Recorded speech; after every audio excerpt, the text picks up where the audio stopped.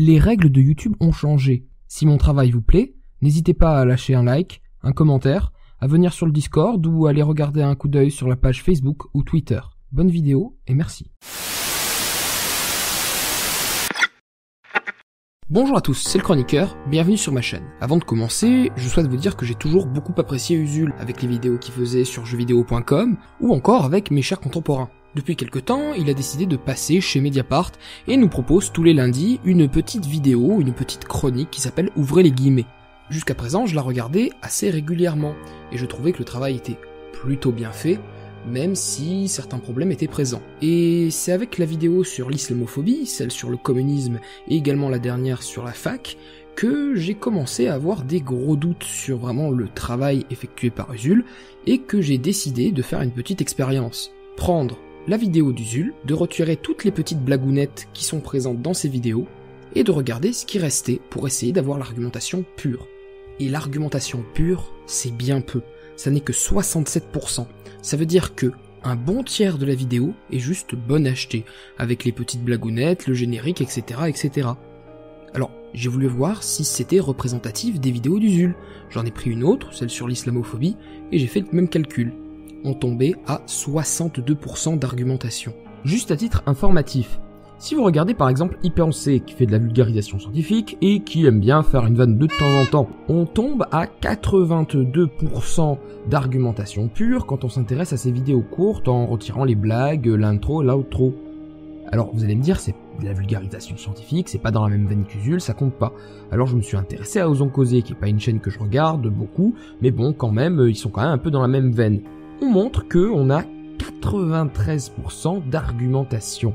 Et dans les 93% d'argumentation, il y a très peu de sophismes, de bêtises ou des choses comme ça. 93%, vous vous rendez quand même compte de la différence qu'il y a entre 62% ou 67% d'argumentation et 93%. Surtout que, on va le voir après dans la vidéo, sur ces 62 ou 67%, il n'y en a que 38% qui sont de l'argumentation à peu près pertinente et à peu près intelligente. Vous vous rendez compte à quel point Usul, sous se présentant sous quelqu'un de sérieux, etc., est en train de se foutre de notre gueule. Encore plus grave, toutes ces petites blagounettes sont habilement disséminées dans la vidéo de façon à hacher complètement le propos d'Usul. Ils sont là, ils sont dans les campagnes, dans les villes, je parlais de votre ils sont sur les réseaux sociaux. C'est-à-dire que si vous voulez suivre son raisonnement du début à la fin, vous allez être obligé de toutes les supprimer, comme je l'ai fait. Et là, vous allez vous rendre compte que son discours est absolument abscon et empreint de beaucoup d'erreurs et de sophismes. Par exemple, sa façon de présenter les chiffres.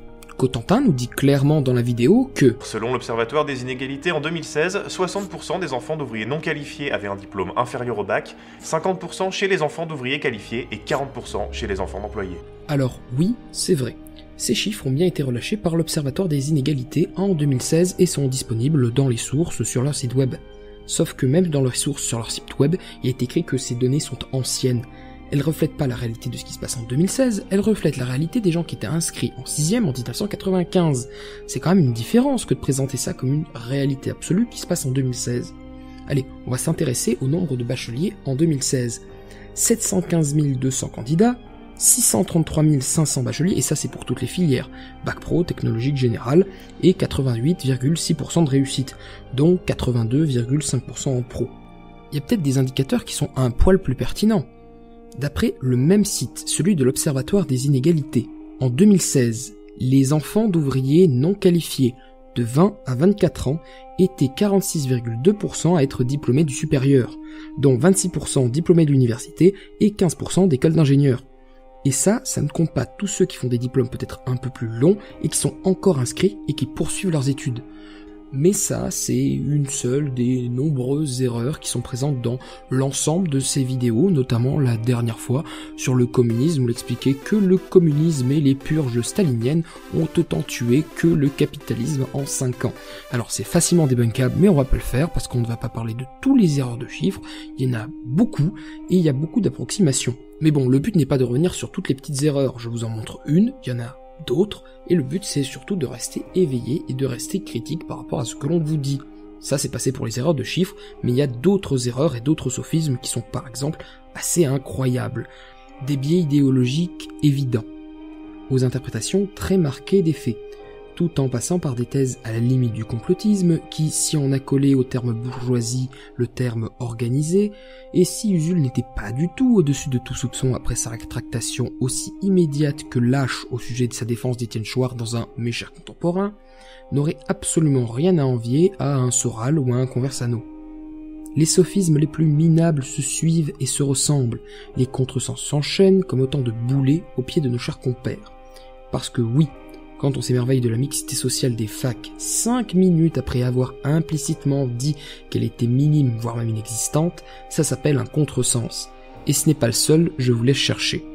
Mais passons, on va plutôt s'attaquer à la figure rhétorique préférée de notre Usul Barbier, la répétition. Tout le temps, la même moulinette, les mêmes mots, les mêmes choses, les mêmes plans, la même écharpe. Si on retire tout ça, on se retrouve plus qu'avec 38% d'arguments débattables, c'est-à-dire avec lesquels on va pouvoir discuter, on va pouvoir débattre. Et je n'ai absolument pas envie de débattre là-dessus. Je veux juste vous montrer que 62% de sa vidéo est bonne pour la poubelle. Et encore, dans les 38% restants, on trouve des magnifiques perles telles que « Même pas la peine de répondre à leurs arguments !» qui montre bien la suffisance du bonhomme, caché sous des faux semblants de « oui, mais c'est de l'humour ». Non, Usul. Les gens qui te suivent, quelles que soient leurs idées politiques, méritent que tu les traites comme des personnes douées de raison, et que tu sois ouvert au dialogue tant qu'il est constructif, et que personne ne campe sur ses positions bêtement. Sur ce, vérifiez ce que je vous ai dit, les sources, en partie, sont dans la description. Gardez votre esprit éveillé et critique. Venez échanger dans les coms ou sur Discord. À bientôt pour de nouvelles vidéos.